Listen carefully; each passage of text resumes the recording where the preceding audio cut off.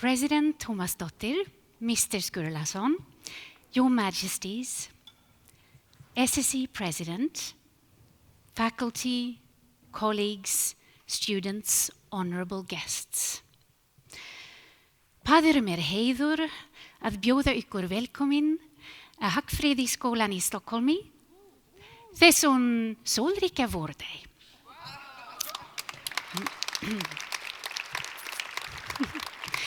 It is my honor to welcome you to the Stockholm School of Economics. My name is Katarina Hägg. I am the CEO of SSE Executive Education, and I will be your guide through the program. This building is filled with art, as you may have seen on your way in, and as you can see when you look around. But ever so often, it is also filled with music.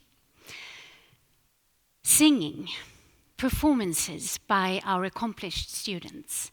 And you just heard the students' choir, Friedman's Apostles, perform a few lovely pieces, very dear to our hearts and also very typical for the season. I think they are a lovely way to set the tone for the program. And on that musical note, it is my pleasure to introduce to you SSE President, Professor Lars Strannegård.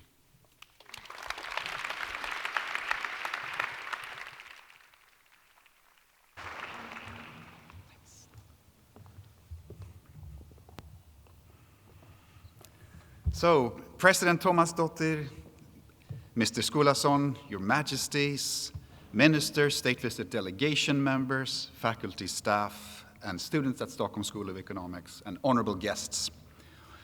I was in Iceland just a few weeks ago on a short stopover on my way back from the United States. Iceland from the sky is truly, truly a beauty. The moon-like terrain, and the shores with water in blue and green and some fields of white ice in stark contrast to the dark soil. And while at Keflavik Airport, I had some hardfiskur, some skyr, and the wonderful licorice and chocolate balls called bingo. They are absolutely lovely. I have to just do some marketing. And I was scrolling icelandmonitor.is, and I learned that the Arctic temperatures rise there faster than anywhere on the Earth. And the Icelandic glaciers are melting, but the impact of the temperature rise goes well beyond the polar circle. It has impact on the hurricanes in Florida and the monsoons in India, and it ripples to global water supply, secure housing, and food access. And in the US, I had visited a number of well-known universities. And the development concerning higher education in the US is, as we all know, nothing but jaw-dropping. President Trump and Vice President Vance genuinely seem to hate the top universities. Trump describes them as Marxist maniacs, and Vance outrightly calls them enemies, claiming that they, and this is a quote, have metastasized into the most corrupt and politically hostile organizations in the United States.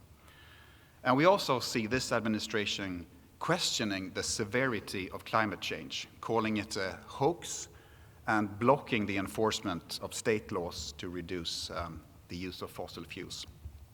And the mantra is well known to all of us, namely, drill, baby, drill. And this new world order is best described by the concept of post-truth, because we cannot believe what we hear and what we see. Blunt lying has become acceptable, and generative AI can produce moving images where we see people saying things that we cannot be sure that they have ever said in a language that they perhaps don't even speak. So we can't believe our eyes and we can't believe our ears. And in this world, sticking to and searching for truth is paramount. And here at Stockholm School of Economics, we've tried to identify the most important educational components in this post-truth world. The question we all need to ask is what the division of labor between humans and machines will actually look like in the future. We cannot beat AI in being artificially intelligent, but we as humans can surely develop our HI, our human intelligence. And here at SSE, we approach the development of HI through an educational mission that we abbreviate FREE. Because this new emerging world order has shown that what is needed are individuals that are F, fact-based, R, reflective, E, empathetic, and the final E, entrepreneurial.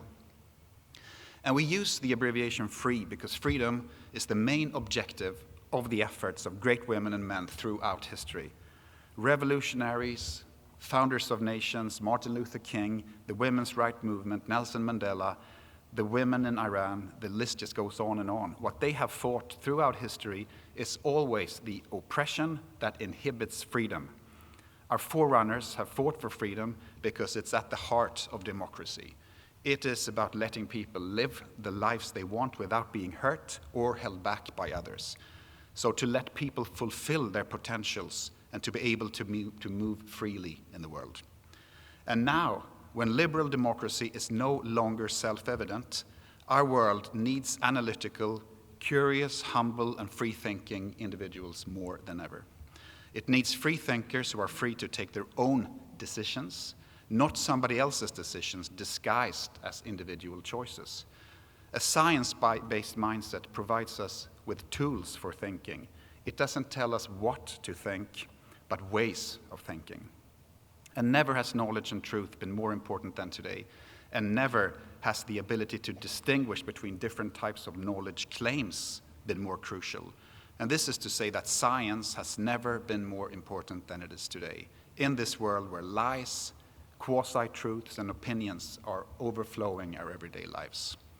A scientific mind is a vaccination against tricksters, dark forces, and populism. It's actually the basis for freedom. And that which was earlier apolitical and non-ideological has now become politicized.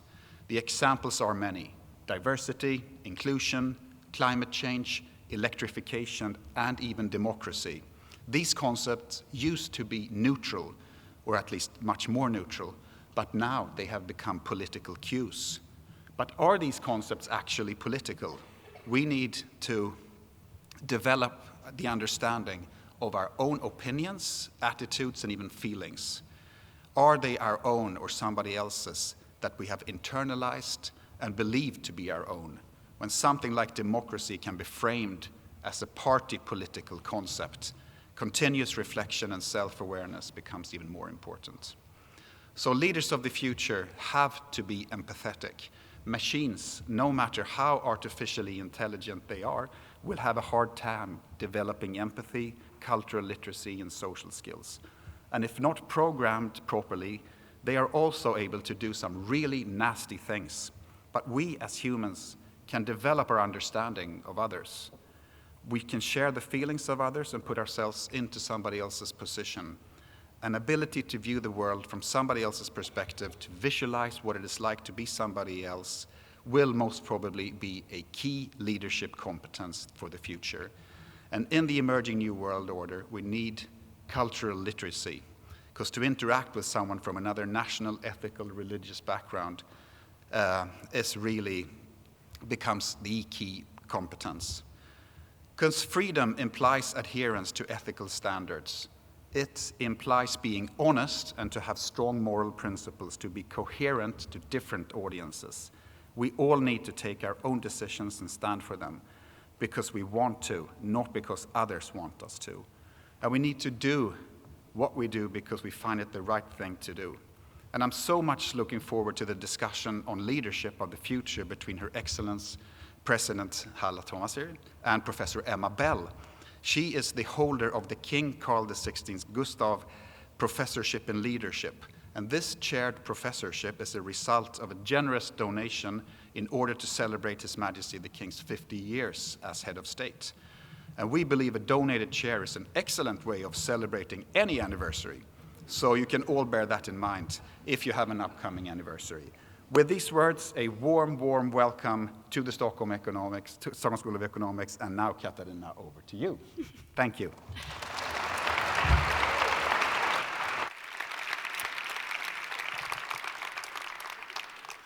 Thank you, Lars. I now have the pleasure to introduce the Swedish Minister for Education, Mr. Johan Persson.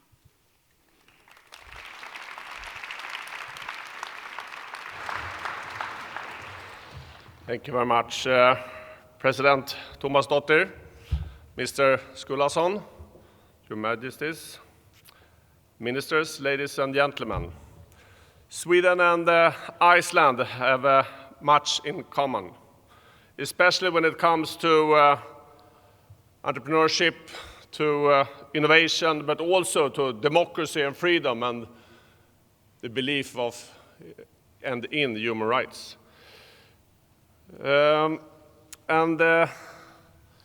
Even though our countries might be, well, quite small in a very big world, it has only forced us to go global and to work more together internationally.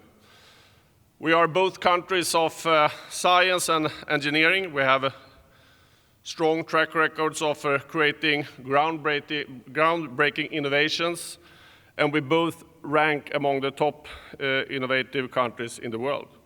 This position can't be taken for granted in the ongoing global race in research and technology and forming a new world order. This is why the Swedish government last year presented a very ambitious research and innovation bill, and we took it with commitment to have a large increase in the funding, the public funding of research and innovation. And we also addressed the importance of work with the STEM subjects throughout the whole education system, from preschool activities to PhDs. Sweden aims to improve competitiveness through expanded collaboration and partnerships between industry, academia, and the public sector, both nationally and internationally.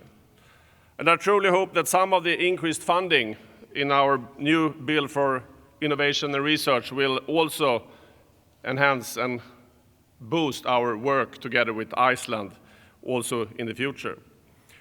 In these times, our countries need to stick together and jointly promote not only groundbreaking research, also promote strong leadership. And we also have to fight for core values as academic freedom.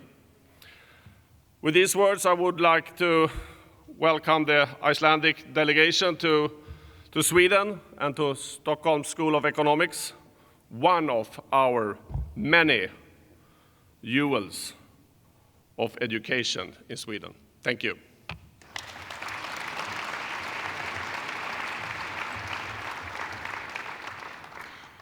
Thank you, Mr. Persson. I am now delighted to invite President Tómasdóttir and Professor Emma Bell to take a seat for a conversation on future fit leadership.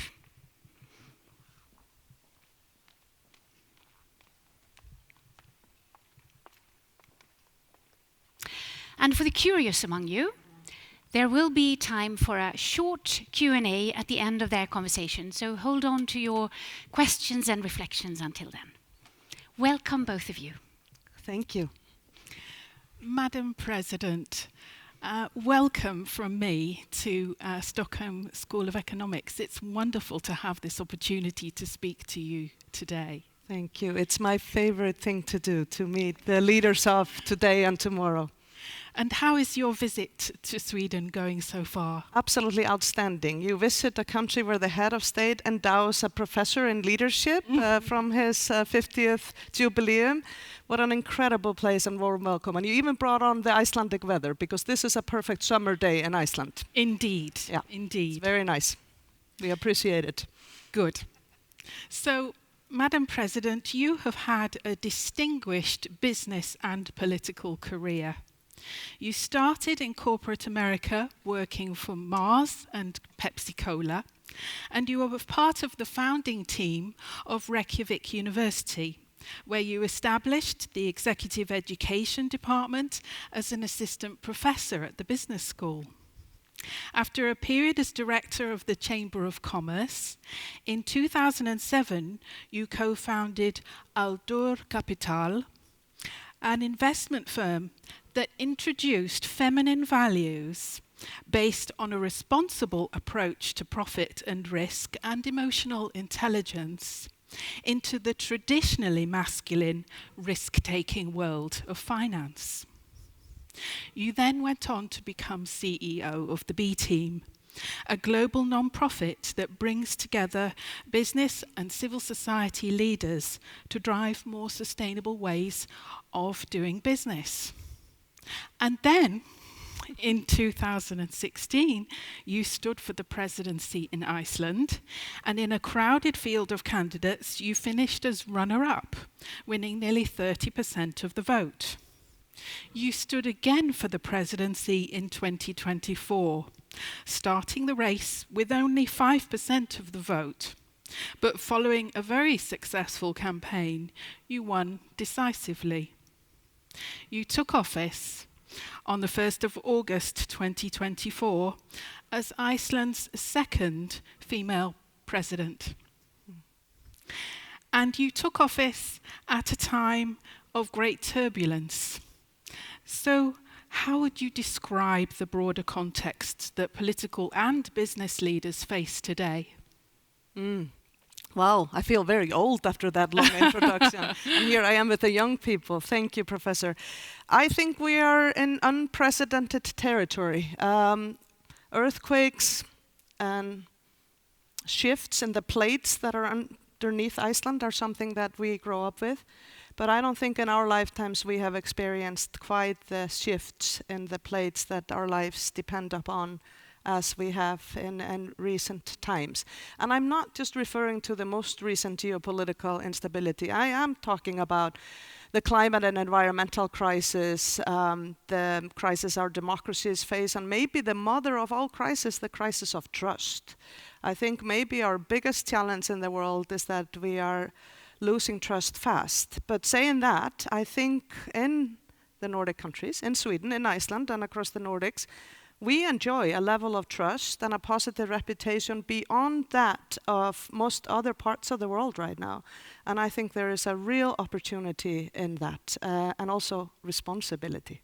Not just an opportunity, but responsibility to stay the course on the purpose and the principles that we built our countries around, which is that the well-being of people and planet matter at least as much as profit, because there is no profit on a burning planet at war with a broken social contract. There is no future in that kind of a world. So I see this as a scary time, but we cannot give in to fear. I fear nothing more than fear, to be honest. Fear and hate are probably the energies that are robbing us of our inner peace and ability to be the leaders we need to be.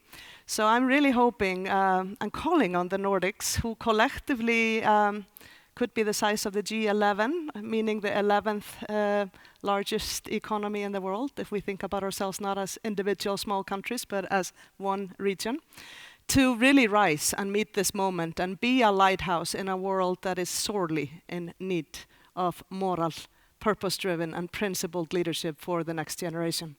That's a wonderful aspiration. And you have achieved the highest level of success in both business and politics. And while we can see examples of that in other parts of the world, such as the US, your approach to business is very different.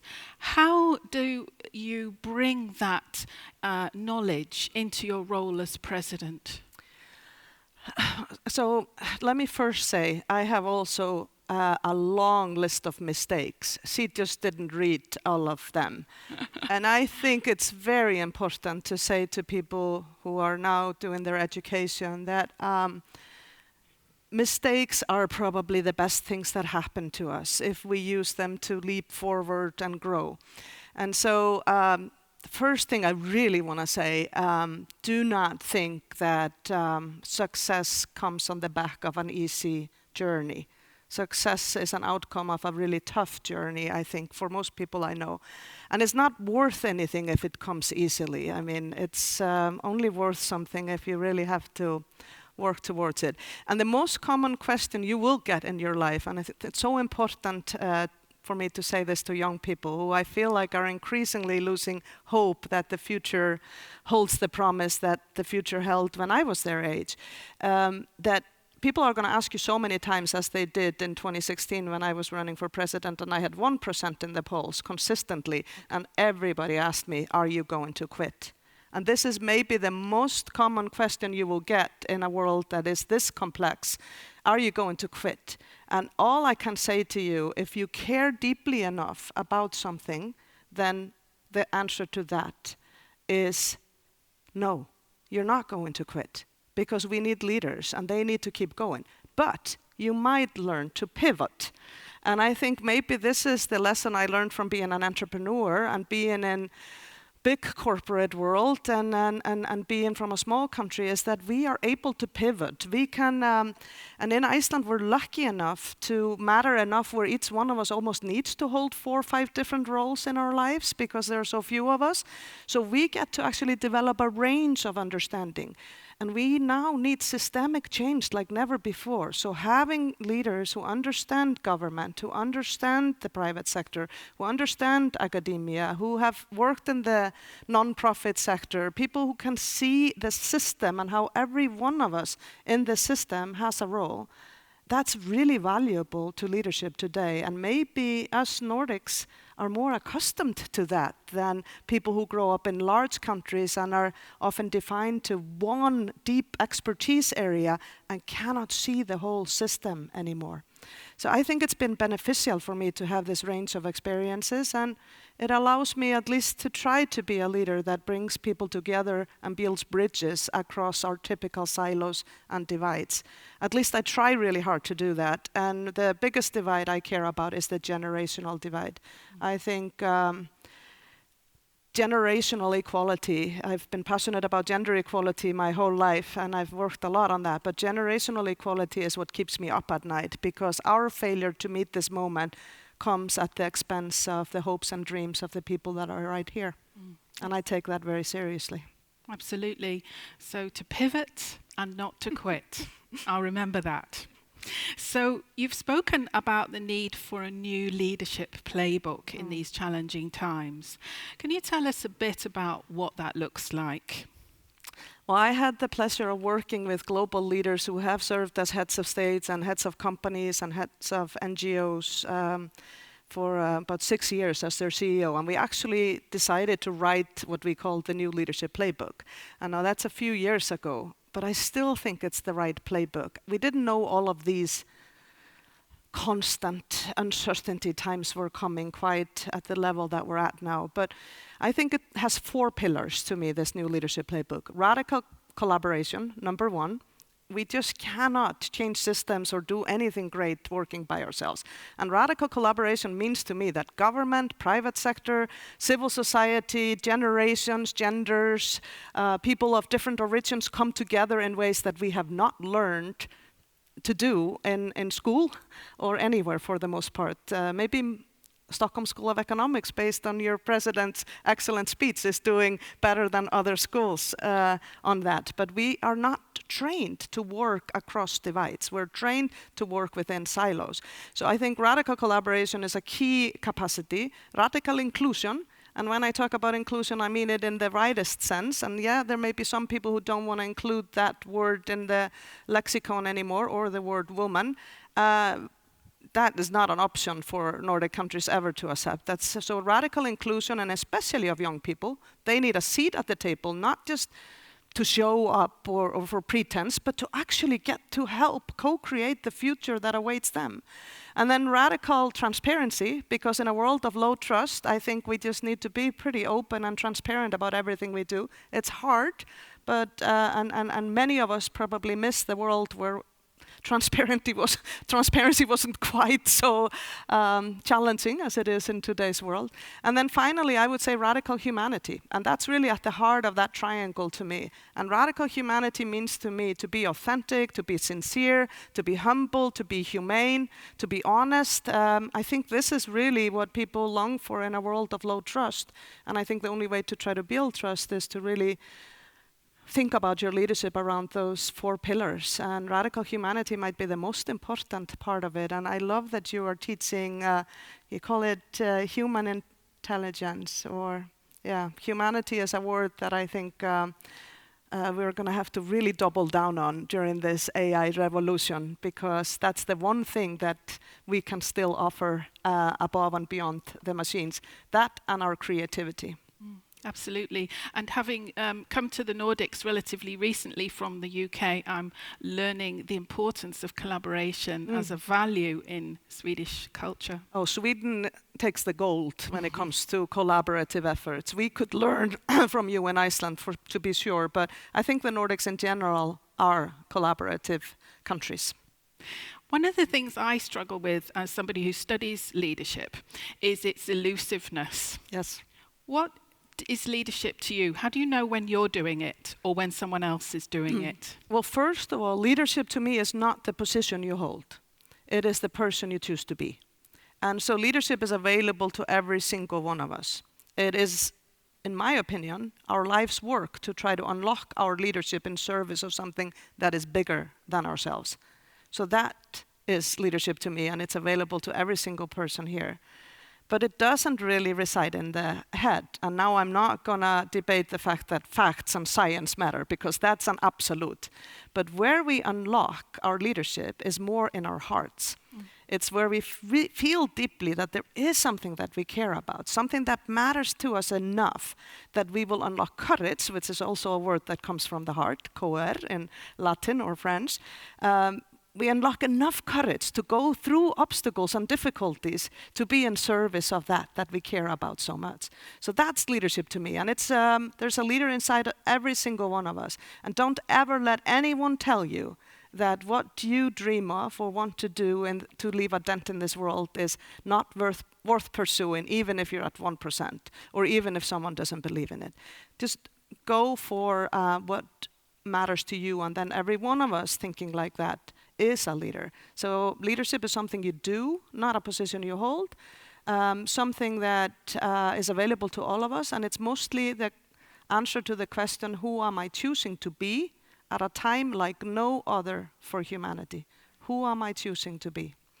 And I think real leaders look to the long term with that question, and not just who am I choosing, but they also look to every moment. Who am I choosing to be when I meet a new person, do I smile, do I look people in the eyes, or do I just walk around the world with my 223 notifications a day in my telephone, and that is the extent of my existence. And I think that is maybe what's robbing us of our inner peace and ability to truly be the human beings we are all here to be, is that we have had this revolution, technological revolution, that's robbed us of our ability to be of sane minds most of the time.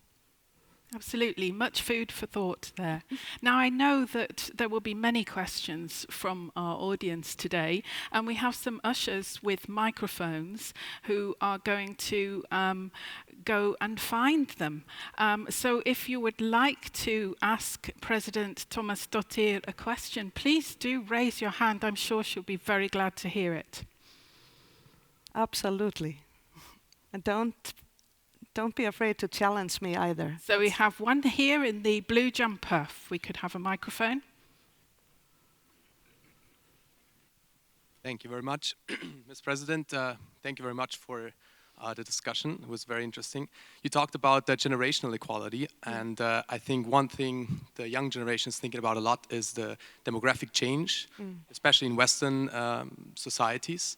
How do you think should leaders react to generational inequality stemming from the fact that a larger and larger part of the electorate in democracies is made up of relatively older people, and the younger people losing elective power in democracies?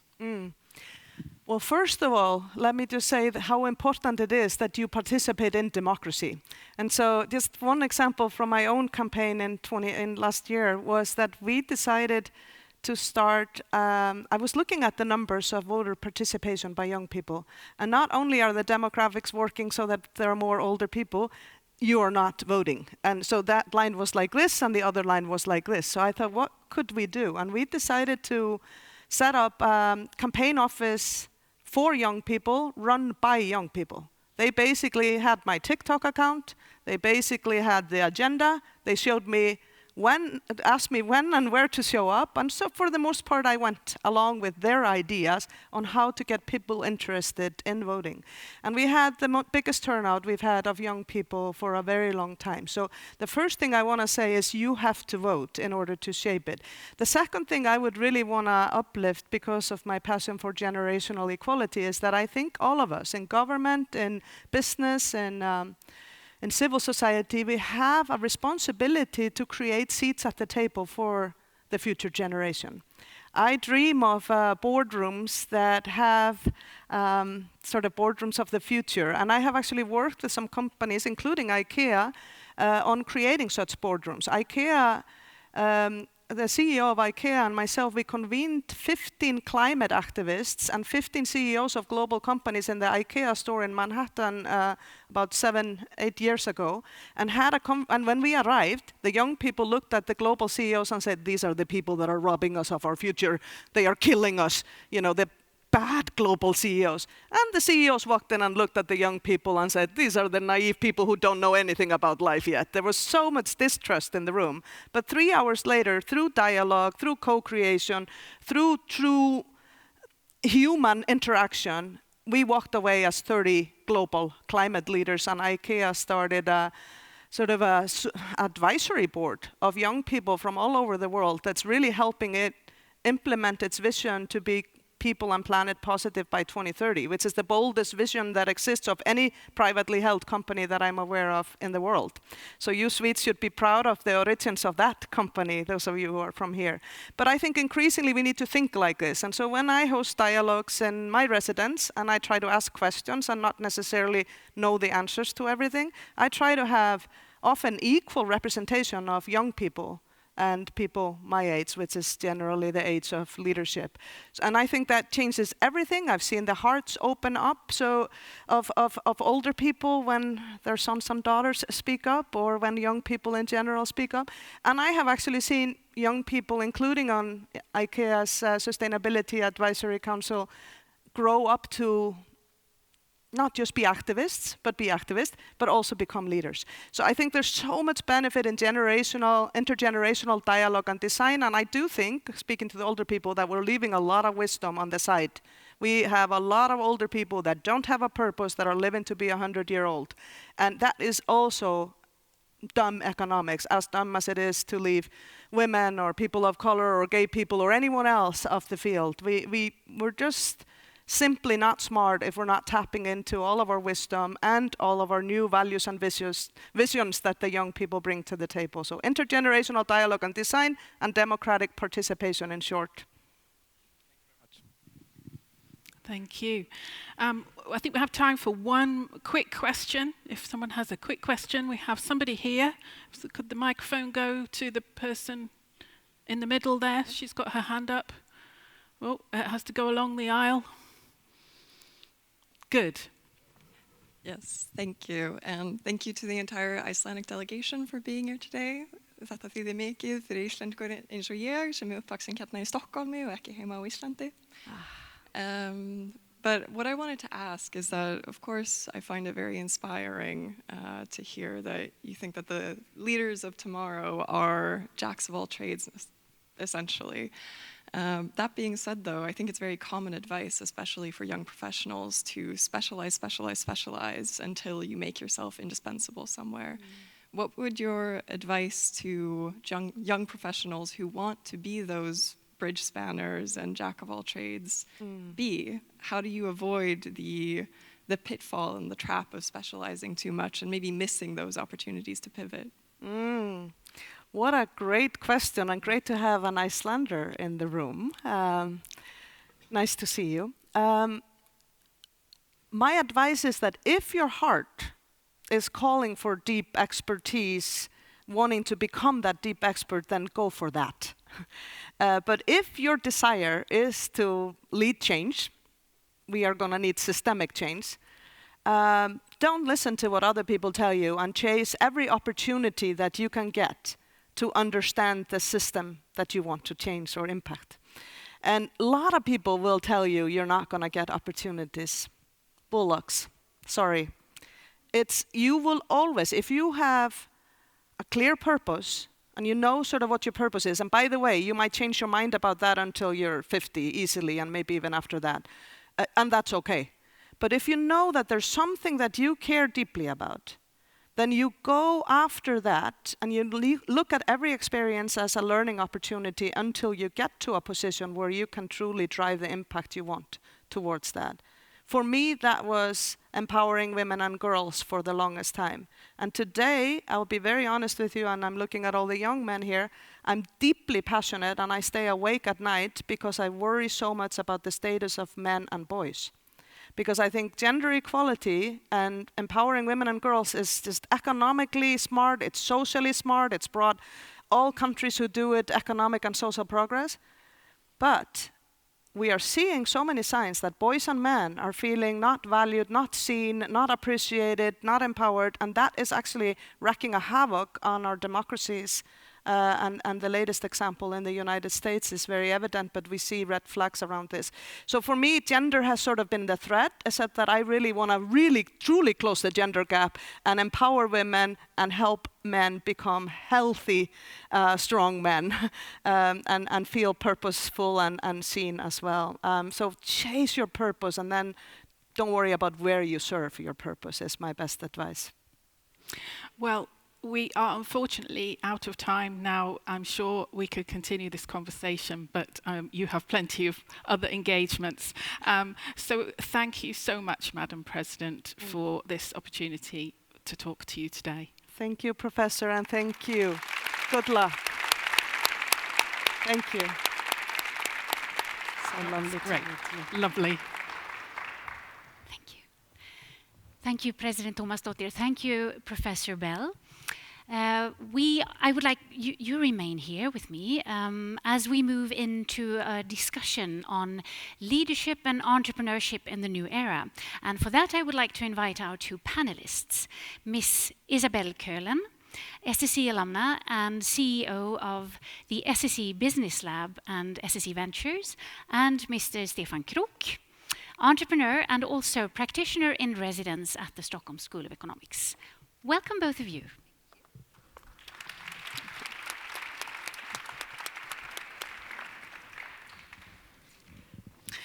Well, it's wonderful now to move on to this discussion with two people who have a wealth of experience in fostering talent and sharing knowledge about how to build and lead successful businesses. So, Isabel, this year you were appointed as the new CEO of SSE Ventures and Business Lab, which is a top 10 European incubator as named by the Financial Times and Sweden's leading startup hub.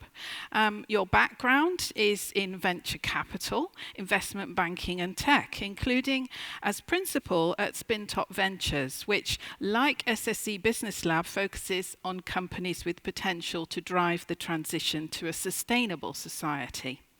Stefan, you are the co-founder of the Good Cause Foundation, which creates and operates companies that donate 100% of their profits to charitable causes.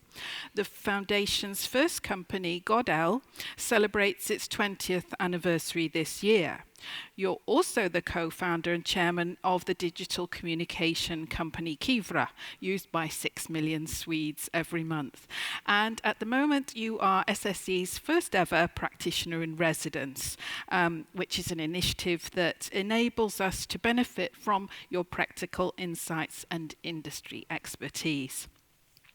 So, Stefan, first of all, I'd like to ask you, where does your conviction to build companies that create societal as well as economic value come from? Well, great pleasure to be here. Some 30 years ago, I was one of you guys. I was a student here. But before I graduated, I started my first company, well, as a grown-up kind of first company. It was a telecommunications company. And I kind of dropped out. I thought I dropped out. I dropped out of school, but I had the permission to stay and come back. But actually took the company public even, and before I came back, and when I came back, I thought a lot about what to do with the rest of my life, because I was still young. And the only thing I had self-confidence in was entrepreneurship, talking about pivoting and so on, but that was where I had my confidence. I believed I were very fortunate in a life lottery, which I guess if you are very fortunate, you ought to step up and help those that are less fortunate. So I was confused. Should I go and work in a non-profit, or should I continue with entrepreneurship? One felt where I couldn't contribute, the other one felt kind of empty. And then I read a book by His Holiness Dalai Lama and got the ingredients to find my way, which was basically, it's important that you do something. And if you want impact in what you're doing, you should do what you're good at. And no matter what you're good at, you can try to direct the outcome to positive causes. And that helped me back to say, okay, so I basically only have self-confidence in entrepreneurship. I should just focus on building companies that make a better world. And that's kind of the track I've been on. That's a very powerful message. And so, Isabel, having listened to Stefan's story, you obviously have conversations with many entrepreneurs in your work. What motivates them to start a business? And are they identifying with the desire to drive a transition to a more sustainable society? Yes, definitely they are. And I'd say, so at SSE Business Lab, we actively seek out founders who are driven by something more than just financial gains. And now you heard in the wonderful introduction that we have a venture fund connected to the incubator. So you might wonder, well, how does that work then if they're not primarily driven by financial gain? Well, it happens to be that if you manage to solve humanity's biggest problems, there's bound to be some financial upside to doing that. So all of the companies that we admit to the incubator, we believe that they will, in one way or another, make the world a better place. And I'd say the type of founder that applies to the incubator, they fall into two categories. The first one being a first-time founder, usually stumbling upon a problem either in their private or professional life that they think that they can solve through running a company. They take a giant leap of faith, leaving their comfortable career path behind that they had in mind to pursue this. The other personality that we see in the incubator is the serial entrepreneur. These people are obsessed with value creation, and they systematically seek out new things to solve, new problems to solve. So in our latest intake, to give you some examples, we have a medical doctor who one day stood up and quit his job, and because he realized that his primary care clinic was going under with unsustainable models in digital healthcare.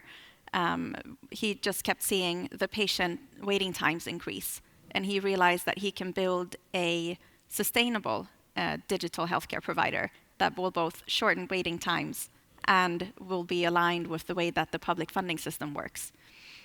We have another group of founders who left very ambitious careers as they went through the tragic loss of a loved one in the family and realized that it was very difficult dealing with all the bureaucracy around that. So they're trying to solve that now for families in the future. And we have another company that's building tech that might solve the gender pay gap. So, and the list goes on.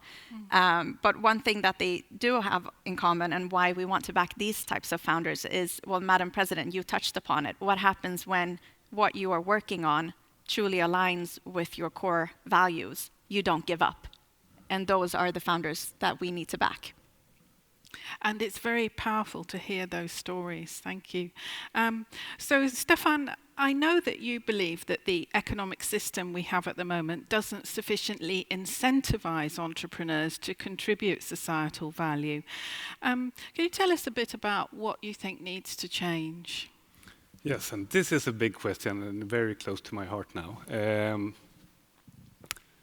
We have had, since the 1800s, sort of welfare created by markets, mainly.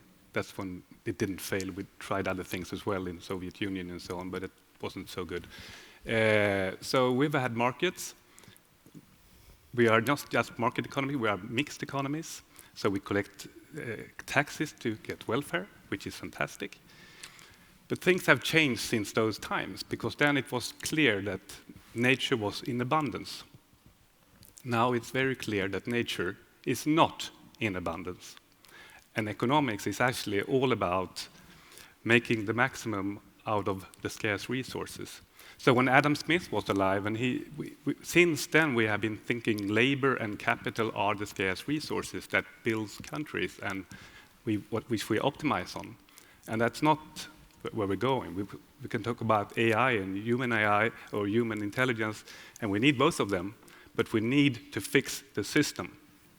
And fixing the system is about actually putting a price on nature, which was a professor at the school writing his most famous book about 1968. But now it's time to do it. So I spend my days on developing an idea which I call laghum economy.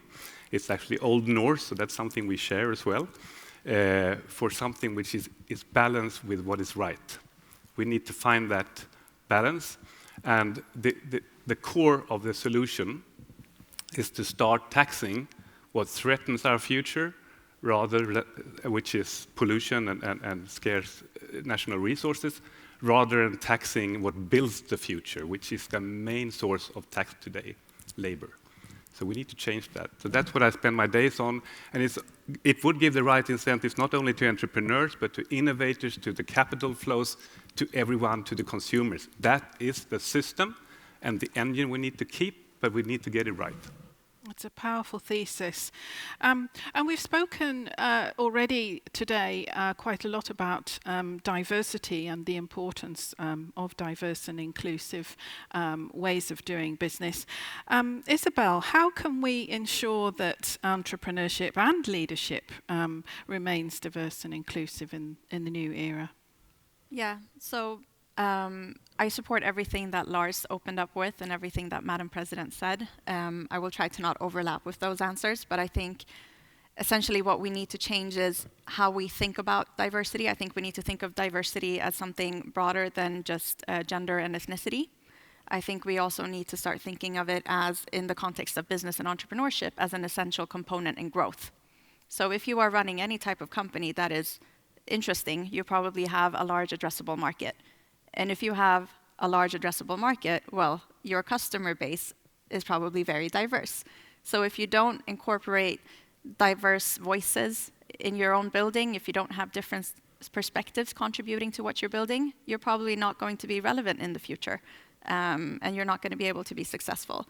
So that's one thing. And then, I mean, myself, I'm a woman working in a predominantly male-dominated career. I'm of mixed ethnic background, but I don't think of myself as such.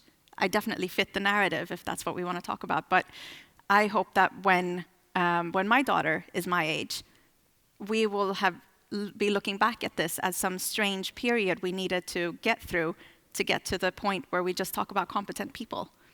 And while I'm saying this, I'm very aware of that I'm sitting here because women before me have fought for the right for me to be able to sit here, and advocates, well, such as Madam President, who is an advocate for women rights and gender balance, have done the work, and we need to continue doing the work. But we also are seeing backlash in parts of the world. You touched upon that. So I think the only way to go forward is, while we break up those rooms where women and people of other ethnic backgrounds have not been welcome, while we open up the doors for younger women, we also need to remember, we can't forget about the young men. So everybody needs to have a seat at the table if this is going to work. Otherwise, we'll see more backlash. is what I'm afraid of. Thank you, Isabel, and that's a powerful note to end on. Isabel Keulen and Stefan Krook, thank you so much. Thank you.